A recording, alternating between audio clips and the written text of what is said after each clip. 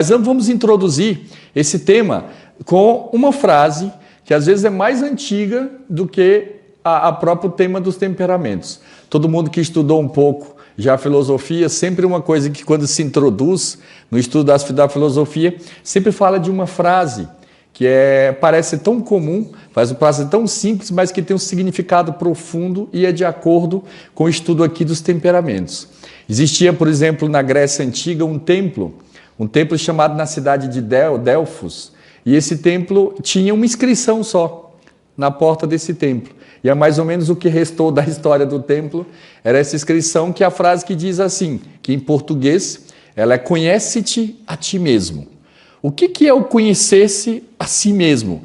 Porque às vezes a gente pensa que depois de longos anos de convívio, conhece outra pessoa, que está do lado, digamos, o pai ou a mãe que pensa que conhece o filho. Já não é um filho tão criança, o filho já de 30, 40 anos, eu digo, eu conheço meu filho. E eu digo, será? Mas, às vezes, muito mais difícil do que conhecer ao outro é conhecer a si mesmo. Quantas vezes a gente encontra uma pessoa que diz assim, eu me surpreendi comigo mesmo. Às vezes é uma pessoa num excesso de raiva, um excesso de fúria, ela disse, eu não me reconheci. Ele diz, como então você pode dizer que não se reconheceu? O que é esse conhecer-se a si mesmo? Que é em latim, ele vai ter uma outra frase que é duas, temet noscit, ou noscit et ipsum, é conhecer a si mesmo. E o curso sobre os temperamentos nos vai ajudar primeiramente a conhecer a nós mesmos, conhecer também aos outros. Isso é importantíssimo e vai ajudar muito numa coisa que eu acho que aqui em Portugal não é um problema, mas talvez nos outros países seja, que é perdoar os outros. Perdoar os outros. E outro que tem um temperamento aqui dos 4, vamos ver qual é, que tem uma dificuldade, que seja, é difícil de perdoar o outro, um temperamento aqui ele tem uma dificuldade maior, sabe qual é? Em perdoar a si mesmo. É a dificuldade que tem de perdoar a si mesmo. Tem um outro temperamento que é o primeiro que a gente vai falar, o primeiro que ele perdoa é a si mesmo. Ele automaticamente perdoa a si mesmo e tem até certa facilidade de perdoar o outro. Então, primeiramente, esse conhece a si mesmo. E por que 4 temperamentos? O que significa, primeiramente, a palavra temperamento? Temperamento é ligado a um conceito bem mais assim complicado, mas vamos dar a razão mais simples, que temperamento é ligado a palavras que aparecem com temperatura, tempero, é ligado à medida. Temperamento, a palavra é ligada mais ou menos àquilo que é medida. E 4 medidas ou 4 formas de nós compreendermos uma pessoa. Então, quais são os 4 temperamentos? Podemos falar que um temperamento, vamos dar primeiro o nome, depois vamos explicar um pouco. Um é o temperamento sanguíneo, outro é o temperamento que chamamos colérico, o outro é o temperamento que chamamos flegmático e outro, por exemplo, é o temperamento que chamamos melancólico. Não podemos nos ater demais à palavra de cada um deles. Cada um mais ou menos vai tendo um significado. Por exemplo, o temperamento colérico, como o próprio nome indica, está ligado ao que é a cólera, né? É a pessoa, por exemplo, que é ligada um pouco a pessoa que se ira, às vezes com mais facilidade. Mas não quer dizer só isso. Porque às vezes a gente pode encontrar um colérico, digamos, agindo de modo aparentemente tranquilo. Vamos ver por quê. Depois tem um temperamento que é ligado ao que é chamado sanguíneo, que segundo o conceito dos antigos, era o temperamento da qual circulava mais sangue. Tem relativo a, por exemplo, a gente vai ver que depois por que é isso. O temperamento, por exemplo, sanguíneo. Esse temperamento sanguíneo ele é ligado a dizer que tem muito sangue, ele é uma pessoa naturalmente mais expansiva, é uma pessoa mais otimista, é uma pessoa mais também irritável, se irrita fácil e também se acalma fácil. A gente vai ver, mas já vou introduzir ainda mais o tema, que a gente vai depois entrar nos detalhes dele, mas contando uma pequena história para a gente dividir. Mas, padre, dividir o mundo inteiro em apenas 4 pessoas, basta a gente dizer que uma definição a respeito do que é, por exemplo, personalidade. Como nós somos únicos. E por isso que às vezes falar do temperamento não é só rotular uma pessoa. Falar do temperamento, a gente vai ver que justamente a gente vai procurar uma classificação, cada um em certo sentido vai entrar dentro de um temperamento e mais dentro de outro. E a pessoa, padre, eu estudei e eu me encontrei nos 4 temperamentos. Assim, o seu caso é mais grave. Porque aí já um pouco a gente manda já de dica para um psiquiatra, para pessoa assim, um pouco mais, os remedinhos, assim, os comprimidos um pouco mais fortes. Se é o todo, e tem que compreender e ir embora. Aí a gente tem que entender, tem momentos que a gente parece com outro e tudo, mas os 4 juntos é difícil. Né? Os 4 juntos é algo difícil. E pegar essa definição, que eu gosto de usar no início, para a gente compreender que, por exemplo, o Papa, São João Paulo II, no primeiro sermão de Natal dele, foi o primeiro assim, o sermão de Natal, ele usou uma frase de um estudo que ele tinha feito, que ele sempre se especializou no conceito de pessoa, na noção de personalidade, que nesse estudo ele dizia o seguinte, nesse sermão ele usava uma frase que ficou assim, muito definida, quando ele dizia, a tua personalidade é única. Diante de Deus, o homem é sempre único, irrepetível, eternamente pensado, alguém eternamente escolhido e chamado por Deus pelo seu próprio nome. Vamos ver que, por exemplo, temos que saber que nós somos únicos. Nunca houve na história, não há e nunca haverá alguém igual a você. Como diz uma expressão, não sei se é o mesmo termo que se usa em Portugal, sei que a palavra existe, mas quando diz que uma pessoa é gago, né? Gagueja, Deus não é gago. Deus não repete nada dentro da obra da criação. E aquele que a gente chama o macrocosmos, que é tudo aquilo que está acima de nós, que a gente não vê, que são os astros e tudo aquilo que tem de grande. O microcosmos, que é aquele que, digamos, quando a gente olha numa lupa, quando a gente olha no microscópio, a gente vai vendo que nada se repete, não existe uma folha igual a outra. E não existe um ser humano igual a outro. Então, é isso que a gente tem que compreender primeiro, que quando a gente vai se encontrar aqui dentro dessa descrição, eu lembro, aproveito dando um fato assim pessoal, eu me lembro da primeira vez, quando eu estava conhecendo os arautos, vai fazer assim, o tempo passa, 30 anos atrás, já fui jovem, viu? Já fui jovem, só para alguns saberem, já fui jovem. E há 30 anos atrás, lembro que o encarregado da casa, um dia foi dar uma reunião sobre os temperamentos. É um texto bem mais curto do que esse aqui, mas eu senti de tal maneira descrito que fui ficando com vergonha, e fui assim me encolhendo, disse, quem falou de mim para ele? E eu sabe que ele descobriu qual é o que eu sou aqui, porque ele estava me descrevendo tão bem que eu fui ficando assim vermelho e me encolhendo. Coisa, aliás, não muito característica do meu temperamento. Mas ali eu fui ficando, que eu me senti visto, descrito e interpretado. Mas saber também que, vendo esse conceito de pessoa, eu fui visto, descrito, interpretado, criado e amado por Deus. E saber que esse teu temperamento foi Deus que te criou. Inclusive tem um autor, se eu não me engano é brasileiro, não sei se tem tradição, que justamente ele tem um livro que diz o temperamento que Deus te deu. Né? Então, é Deus que nos deu esse temperamento e, como diz assim, que eu dizia que Deus não é gago, ele não repete, e aí a pessoa já fez uma pergunta durante o curso. E por que Deus criou pessoas assim tão diferentes? Né? Por que criou assim? Ainda bem, né? Ainda bem. Porque a gente não vai debater a superioridade de um temperamento sobre outro. A beleza está na complementariedade. Cada um é como um mosaico, é como, digamos, uma pedra, é como dentro de um jogo, né? Por exemplo, cada um tem seu papel, tem sua função. Cabe a gente saber o que a gente é para poder se encaixar e ser útil para os outros. Então, o temperamento, como eu estou dizendo, são 4 temperamentos. E aí introduzo com essa história assim um tanto pitoresca. Imaginemos que reunimos um grupo pequeno de 4 pessoas. 4 pessoas, cada um com um temperamento diverso, cada um representante do seu temperamento. E essas pessoas decidem fazer o quê? Uma viagem. Fazer uma viagem longa, quem sabe agora para o Brasil, fazer uma viagem para o Brasil, ou seja, para outro local assim, e decidem fazer uma viagem. E automaticamente, nesses 4, um assume a direção da viagem. Vamos fazer uma viagem para tal lugar, para o Brasil, em tal data. Aí um dos 4, um já levanta a mão e diz, eu vou. Mas antes dele ter dito, ele disse, vamos fazer uma viagem. Aquele que disse eu vou, disse antes de dizer que para onde que era. Começa por aí. E outro assim, e 2 ficam mais calados. Enquanto que 2 já começam a debater a viagem, os planos, eu vou convidar mais alguém.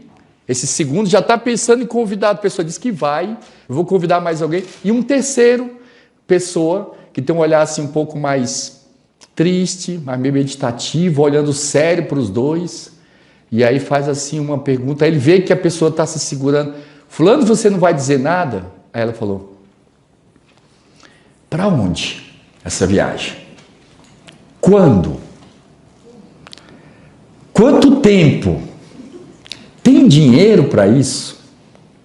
A pessoa começa a pôr todos os problemas, ele diz, vai ser data tal, que é aquele primeiro, né? Você observou que essa data é período de trabalho? Não dá para a gente ir? Você disse que era para levar as crianças, é período de escola, não dá para a gente ir. Então aquele quando começou a falar estava calado, quando ele começou, acabou com a tua viagem. Ele vai pôr todos os problemas possíveis e inimagináveis, ele vai calcular e vai dizer ainda a frase famosa, não vai dar certo. Não vai dar certo. E tem um 4 que está quietinho ali, calado, e aí pergunta, e você? Ele vai dizer, o que vocês decidirem eu sigo. Né? Então vamos ver aqui quem são esses 4. O primeiro, do primeiro temperamento, a gente vai ver esse que toma a posição, que diz assim, já vai mandando. Quem é? É o colérico. O colérico, ele não chega para perguntar, ele chega para mandar. Ele se nasceu para mandar, ele não pergunta, ele já toma a sua, se deixar ele toma a sua decisão. O sanguíneo é o segundo, da qual foi narrado aqui, que é aquele que diz, eu vou, sem você ter dito para onde era. Você diz se tem dinheiro ou não. É aquele mais simpático, aquele mais falante, aquele que toma uma iniciativa já de dizer que vai, sem saber do que é. Ele está pronto, desde que não seja trabalho, ele está pronto para tudo. Desde que não seja para trabalho, mas o trabalho vai dizer que vai também, só não aparece. Mas ele vai dizer que vai.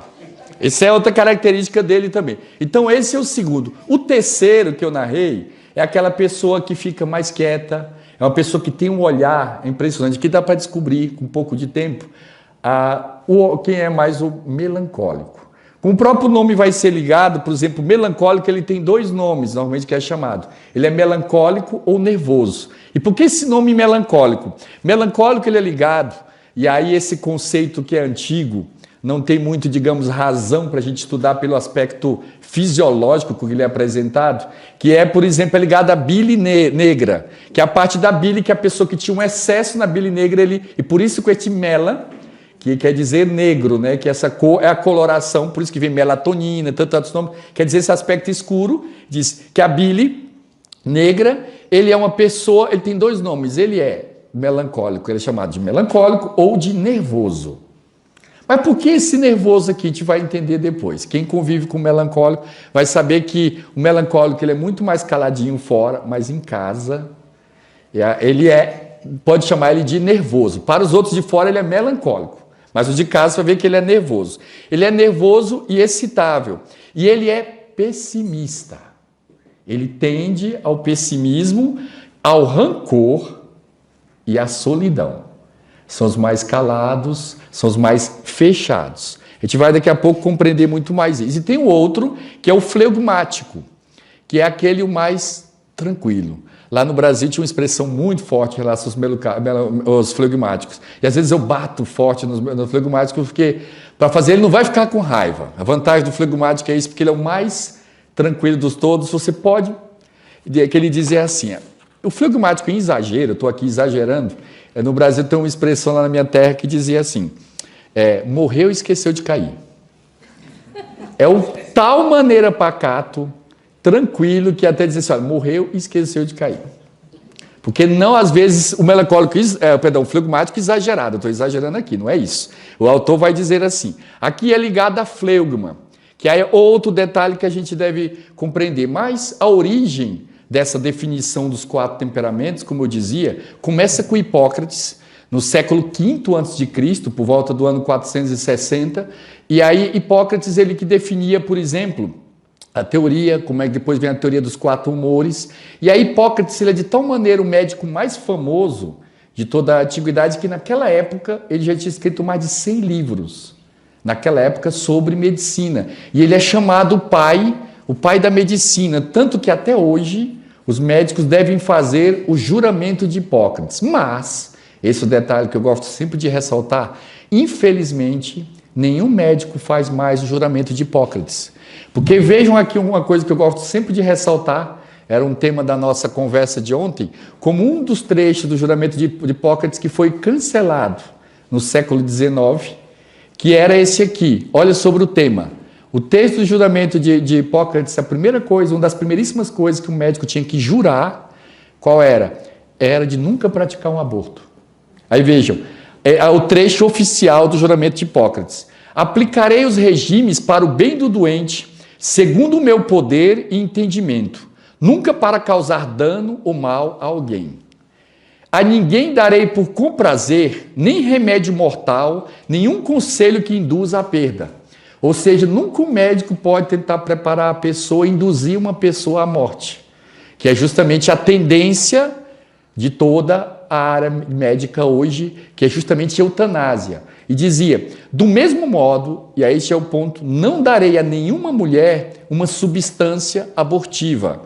Conservarei imaculada minha vida e minha arte. Esse é um trecho do juramento de Hipócrates, infelizmente cancelado, deste juramento que era tão famoso. E depois, o tema dos 4 temperamentos que encontra a sua primeira origem em Hipócrates, vai ser desenvolvido numa era bem mais moderna, bem mais próximo de nós, o século II depois de Cristo, o ano 200.